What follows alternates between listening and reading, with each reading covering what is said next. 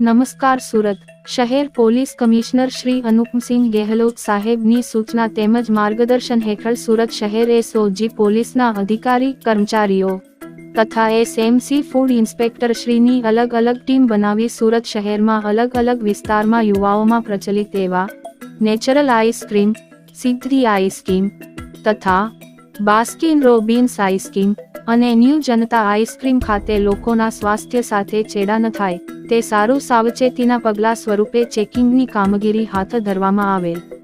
ઉમરા Parle point તથા પાલ વિસ્તારમાં આવેલ દુકાનોનું ચેકિંગ કરાયું.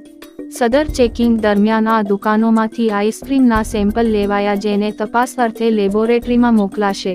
કોઈ ક્ષતિ જણાશે તો કાયદેસરની કાર્યવાહી કરાશે.